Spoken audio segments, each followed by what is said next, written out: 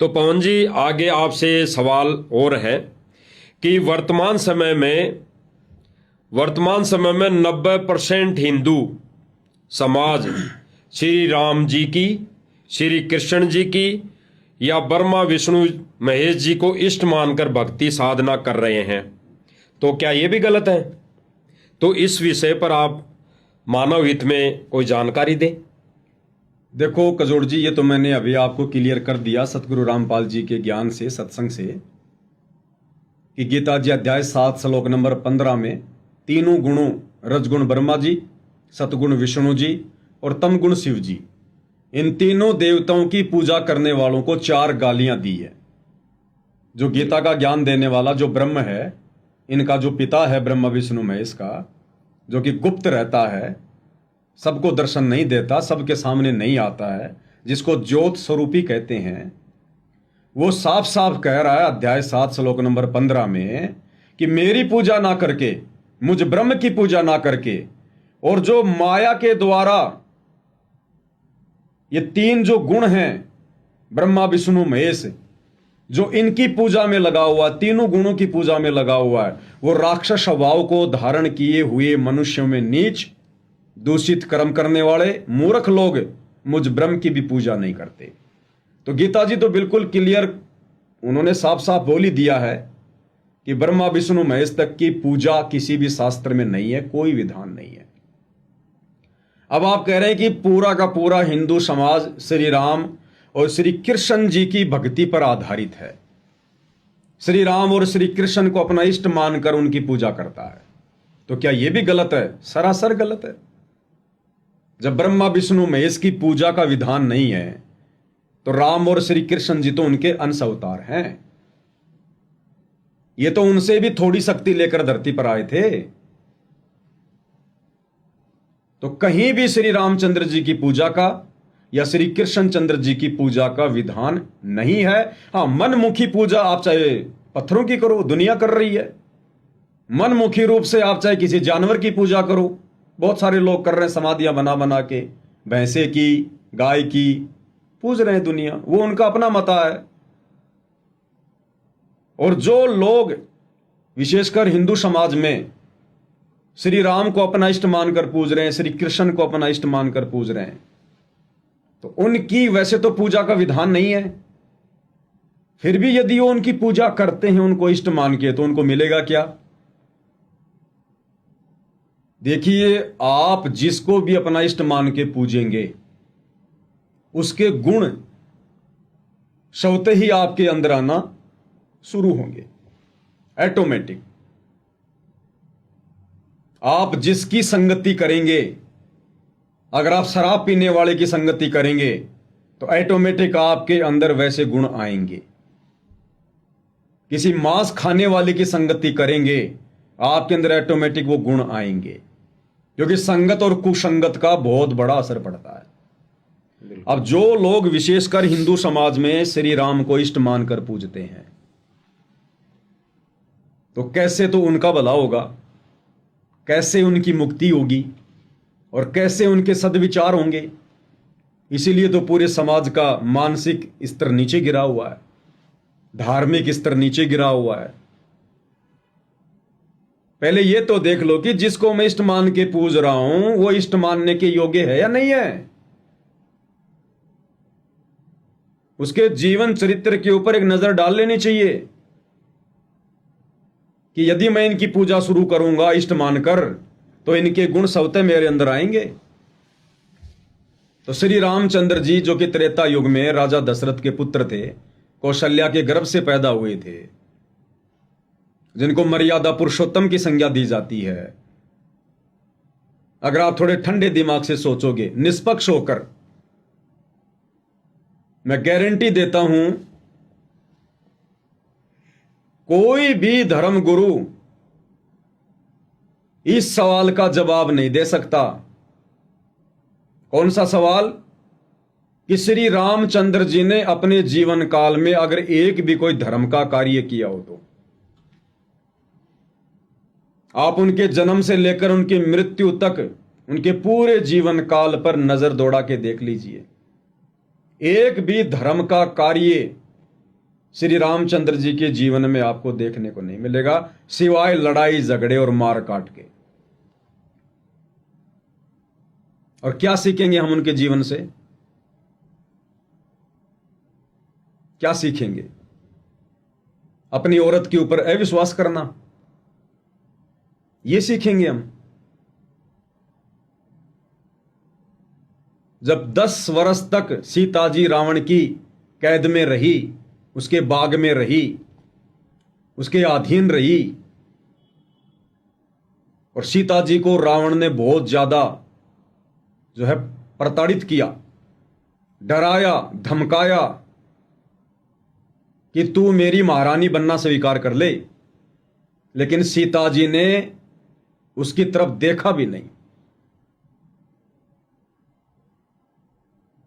और उस सीता को रावण की कैद से छुड़वाने के बाद जब आप वाल्मीकि रामायण को पढ़ेंगे तो वाल्मीकि रामायण में साफ साफ लिखा हुआ है, रावण श्री रामचंद्र जी ने सीता को यह कहकर रिजेक्ट कर दिया था कि मैं तुझे अयोध्या वापस लेकर नहीं चलूंगा, तू अब मेरे योग्य नहीं है, हो सकता है तू रावण के संपर्क में आ चुकी है। अपनी पत्नी के ऊपर अविश्वास। लेकिन जब काफी लोगों ने समझाया, सीता जी ने भी हाथ जोड़ के प्रार्थना की, तब श्री रामचंद्र जी ने कहा कि पहले तू अग्नि परीक्षा दे, अगर तू रावण के संपर्क में नहीं आई है, उससे शारीरिक संबंध नहीं बनाए तूने, तो अग्नि में तेरा कुछ भी नहीं बिगड़ना चाहिए, और यदि तू रावण के संपर्क में आ गई तो तू जल के भस्म हो जाएगी। सीता तो पाक साफ थी, उसने अग्नि परीक्षा को स्वीकार कर लिया, और सबके समक्ष सीता जी जलती हुई, धधकती हुई आग में बैठ गई, और सीता जी का बाल भी बाका नहीं हुआ। तब श्री रामचंद्र जी को यकीन हुआ कि हां, सीता पाक साफ है। तो क्या सीखेंगे हम श्री रामचंद्र जी से? उनको अपना इष्ट मानकर, उनकी भक्ति करके अपनी धर्म पत्नी के ऊपर अविश्वास करना। क्या इससे हमारे घर में झगड़े नहीं होंगे, मनमुटाव नहीं होगा? हमारी संतान पे क्या असर पड़ेगा? फिर अग्नि परीक्षा देकर सीता अयोध्या आ गई। उसके 2-3 वर्ष बाद श्री रामचंद्र जी ने लोगों के कहने से, एक धोबी के कहने से, सीता जी को फिर से जंगल में निकाल दिया, जबकि वो गर्भवती थी। और सीता ने कहा कि मुझे क्यों निकाल रहे हो, मेरा दोष क्या है? तो रामचंद्र जी ने कहा कि लोग तेरे विषय में ऐसा ऐसा कह रहे हैं कि जो औरत 10 वर्ष तक रावण के पास रही हो और उसको रामचंद्र जी ने अपना लिया, समाज में मेरी बेइज्जती हो रही है, मैं अपनी तौहीन सहन नहीं कर सकता। सीता ने कहा कि आपकी आंखों के सामने मैंने अग्नि परीक्षा दी थी, तो मेरे ऊपर विश्वास करोगे या लोगों पे विश्वास करोगे? तो जो श्री राम अपनी धर्म पत्नी पर विश्वास ना करके और आम जनता पर विश्वास कर रहा है, और अपनी धर्म पत्नी को जो गर्भवती थी और उसको अयोध्या से बाहर निकाल दिया, आप उस श्री रामचंद्र जी को इष्ट मान के पूजोगे, आपके अंदर क्या गुण आएंगे? आपका जीवन कभी सुखी हो सकता है? अंत में श्री रामचंद्र जी अपने ही उन पुत्रों से लव और कुश से युद्ध कर रहा है, लड़ाई कर रहा है। क्या गुण आएंगे आपके अंदर रामचंद्र जी के? फिर काहे के इष्ट, काहे के भगवान? जिस श्री रामचंद्र को यह नहीं पता कि मैं जिससे लड़ाई करने जा रहा हूं वो मेरे बेटे हैं, हम उनको अंतर्यामी मान रहे हैं, उनको भगवान मान रहे हैं, परमात्मा मान के पूज रहे हैं, इष्ट मान के पूज रहे हैं। इष्ट होती है सर्वश्रेष्ठ शक्ति। तो क्या गुण आएंगे हमारे अंदर?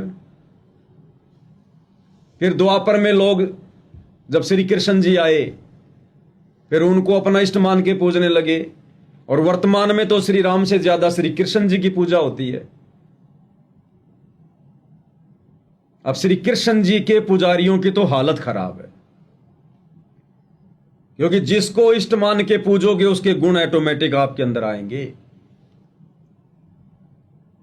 क्या श्री कृष्ण जी इष्ट मानकर पूजा करने योग्य हैं? नदी में गोपियां नहा रही हैं, स्नान कर रही हैं,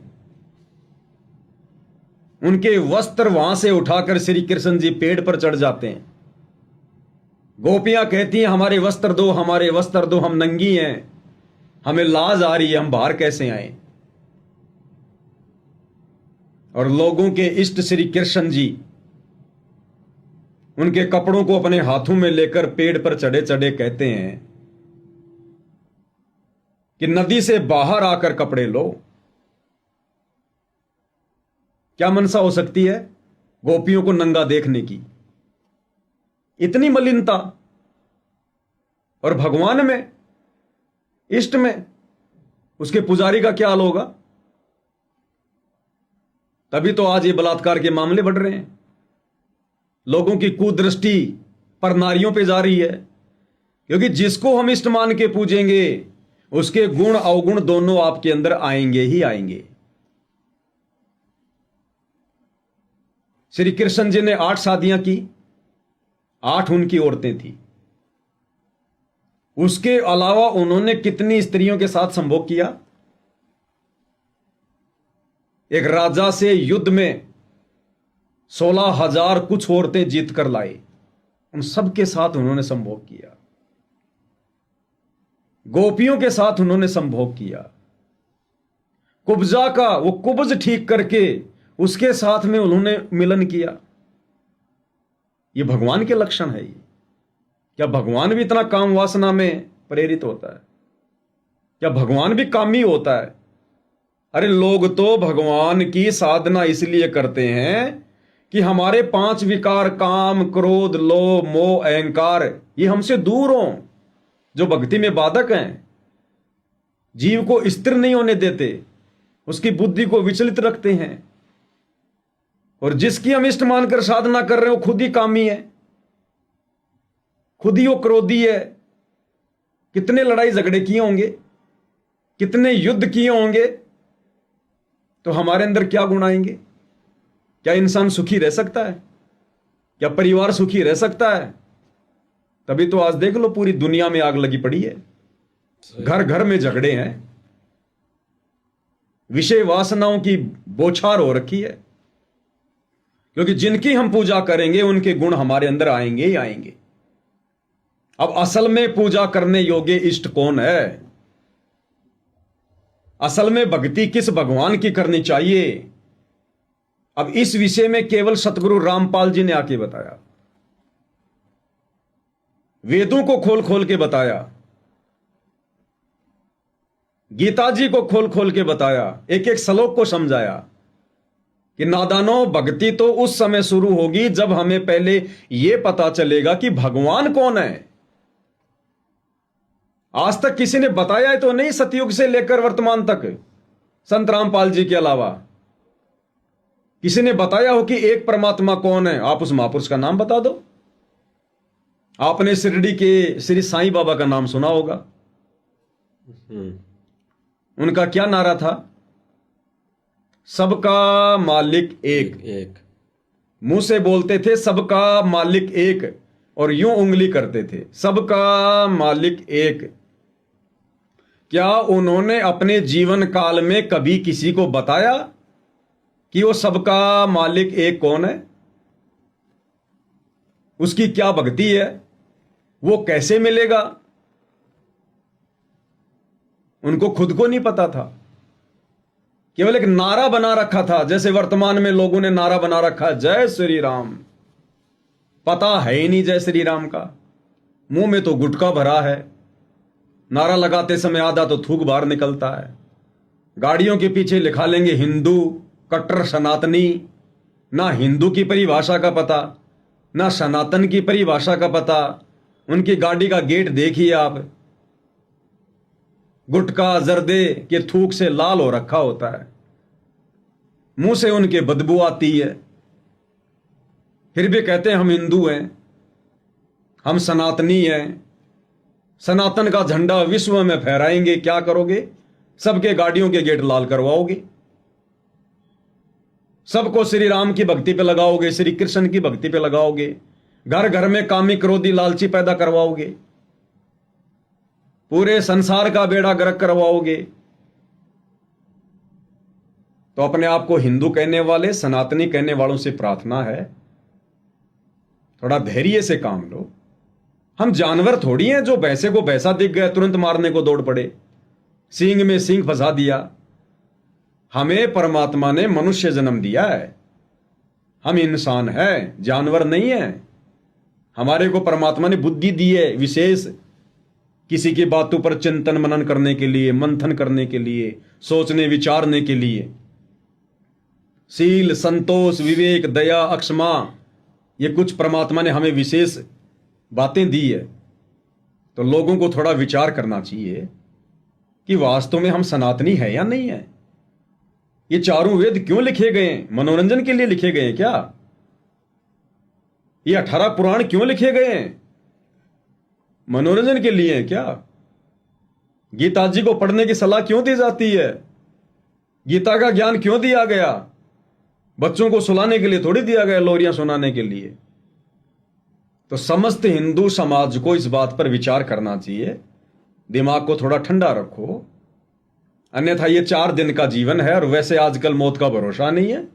आए दिन तो बसों में आग लग रही है, आए दिन रोड पर एक्सीडेंट हो रहे हैं। सुबह आदमी घर से निकलता है, शाम का पता नहीं ढंग से आएगा नहीं। कितनी प्रकार की बीमारियां हो रही हैं।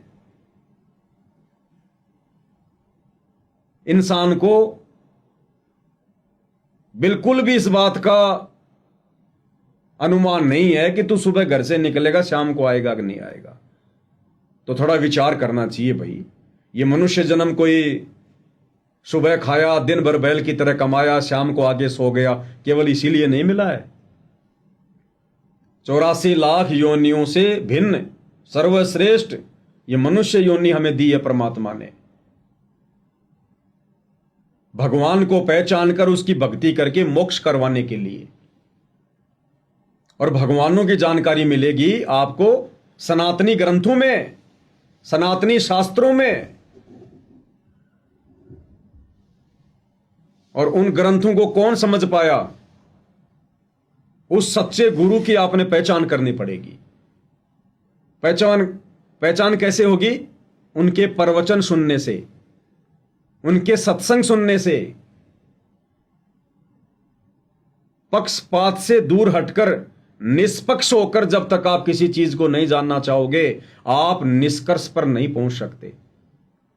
अगर आप अपनी अपनी डफली, अपना अपना राग अलपाते रहोगे कि मैं हिंदू, मेरा हिंदू धर्म महान, मैं मुसलमान, मेरा मुस्लिम धर्म महान, मैं सिख, मैं ईसाई, मेरा धर्म महान, आप कभी भी अध्यात्म के निष्कर्ष पर नहीं पहुंच सकते। उसके लिए आपको धैर्य की जरूरत है, सामने वाले के प्रवचनों को सुनने की जरूरत है, और सुनकर फिर उसका निर्णय करने की जरूरत है। तो सतगुरु रामपाल जी के सत्संग सुने बिना, सबकी जेब में मोबाइल है, यूट्यूब पर जाओ, सर्च करो सत्संग संत रामपाल जी। और मैं तो प्रार्थना करूंगा, जब तक आप सृष्टि रचना को नहीं सुनेंगे बार बार, तब तक आप संत रामपाल जी के सत्संग भी नहीं समझ पाएंगे। तो जब भी संत रामपाल जी के सत्संग सुनने की आपको इच्छा हो, प्रेरणा हो, ये सारी चीजें जानना चाहते हो, तो यूट्यूब पर सर्च करो सृष्टि रचना संत रामपाल जी महाराज। ये 2-2.5 घंटे का उनका सत्संग है। आप सृष्टि रचना को देखिए, पढ़िए, समझिए। सारे सबूतों के साथ में दिखाए जाएंगे, प्रमाणों के साथ में दिखाए जाएंगे। दान दक्षिणा के चक्कर में उआबाई का काम नहीं है संत रामपाल जी का। वे हमारी आत्मा के कल्याण के लिए आए हुए हैं धरती पर। असल में हमें भक्ति और भगवान की परिभाषा समझाने के लिए आए हुए हैं। तो इंसान को इस भक्ति युग में, जो बहुत ही थोड़े समय के लिए है, जब तक संत रामपाल जी धरती पर हैं तब तक ये भक्ति युग है। तो लोगों को थोड़ा अपने व्यस्त जीवन से समय निकालना चाहिए, संत रामपाल जी के प्रवचन सुनने चाहिए, विचार करना चाहिए और शत भक्ति को अपनाना चाहिए। देखो भक्ति तो हर कोई कर रहा है, कोई 2, 4, 5% ही ऐसे नास्तिक टाइप के व्यक्ति होंगे जो भक्ति नहीं करते। बाकी विशेषकर हिंदू समाज में तो हर घर में पूजा पाठ आदि अधूरी किसी न किसी की होती है।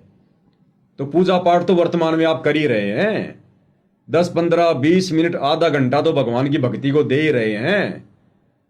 तो क्यों ना थोड़ा सा सच्चाई की तरफ बढ़ें, पहले सच्चे भगवान की पहचान कर लें, सच्चे धर्म कर्म की पहचान कर लें। और बिना गुरु के भक्ति शुरू नहीं होती, तो सच्चा गुरु कौन है उसकी पहचान कर लें। और पहचान होगी सामने वाले के विचार सुनने से, उनके सत्संग सुनने से, और कोई तरीका नहीं है। तो लोगों को सतगुरु रामपाल जी के सत्संग सुनने चाहिए, सृष्टि रचना को ध्यान से पढ़ना चाहिए, देखना चाहिए, विचार करना चाहिए। अन्यथा पल पल ये हमारा मनुष्य जन्म बर्बाद हो रहा है। भक्ति केवल मनुष्य शरीर से हो सकती है, मोक्ष केवल इसी शरीर से प्राप्त किया जा सकता है भक्ति करके। बाकी जितनी भी योनियां हैं, गधे, कुत्ते, सुअर, गाय, बैल, भैंस, ऊंट, मक्खी, मच्छर, कीट, पतंग, आप गाय का दूध निकालते उसको रामायण समझाइए, महाभारत समझाइए और बोलिए राम भगवान, श्री कृष्ण भगवान, राम राम जप, राम राम जप। 10 साल तक उसको ये पाठ पढ़ाइए और फिर पूछिए कि राम कौन है, भगवान कौन है, वो कुछ नहीं बता पाएगी। पशु योनि, पक्षी योनि, यानी 84 लाख योनियां भोग योनि है, वो अपना कर्म भोग रही है। अब उनके हाथ में नहीं है भक्ति करना, भगवान को पहचानना। क्योंकि जब कभी वो 84 लाख योनियों के पशु पक्षी कीट पतंग, जब वो आप और हमारी तरह इस मनुष्य योनि में थे, स्त्री या पुरुष, उनको भी लोगों ने बहुत समझाया होगा, लेकिन उन्होंने किसी की एक नहीं सुनी। कार कोठी बनाने में व्यस्त रहे, अपनी अपनी घटिया परंपरागत साधनाओं में व्यस्त रहे। गुरु बनाया तो नकली बना लिया जिसको खुद ज्ञान नहीं। अंत में मोक्ष होना नहीं था, मुक्ति मिलनी नहीं थी, 84 में जाना था, ये नियम है। फिर वो बन गए गाय, गधा, भैंस, हाथी, सुअर, शेर, भालू। अब अपना वो कर्म भोग रहे हैं। तो पशु पक्षी ये जितनी भी योनियां हैं 84 लाख, ये केवल अपना कर्म भोग रही है। और ये जो मनुष्य योनि है, ये है कर्म योनि। बाकी योनियां भोग योनि और मनुष्य योनि है ये कर्म योनि। यानी हम अपने अच्छे कर्म बना सकते हैं और बिगाड़ भी सकते हैं। यदि सच्ची भक्ति सच्चे गुरु से नाम लेकर शुरू कर दी, और सच्चा गुरु वर्तमान में पूरी पृथ्वी पर केवल सतगुरु रामपाल जी हैं वर्तमान में। बाकी तो थोता चना बाजे गणा, अध जल गगरी छलकत जाए, ये हालात हैं। चाहे शंकराचार्य हो, चाहे धीरेन्द्र शास्त्री हो, अपने पिछले जन्मों की मलाई खा रहे हैं। बाकी लेना देना कुछ नहीं है उनके पास में। अंत में ये भी नरक में जाएंगे। अगर देश के चारों शंकराचार्य, धीरेन्द्र शास्त्री या जितने भी धर्मों के जितने भी आचार्य, शंकराचार्य, पंडित, मुल्ला, मौलवी, काजी, अगर इन्होंने वर्तमान में सतगुरु रामपाल जी की शरण ग्रहण नहीं की, उनके ज्ञान को समझकर उनसे उपदेश लेकर भक्ति नहीं की, सारे के सारे अगले जन्मों में 84 लाख में जाएंगे। गधे, कुत्ते, सुअर बनकर यहीं भटकते रहेंगे। जब ब्रह्मा, विष्णु, महेश भी अपना समय पूरा करके 84 लाख योनियों में जाते हैं, तो उनके साधकों की भला क्या औकात है। तो सनातन का तो केवल एक नाम है, उसकी परिभाषा से लोग बिल्कुल भी परिचित नहीं है।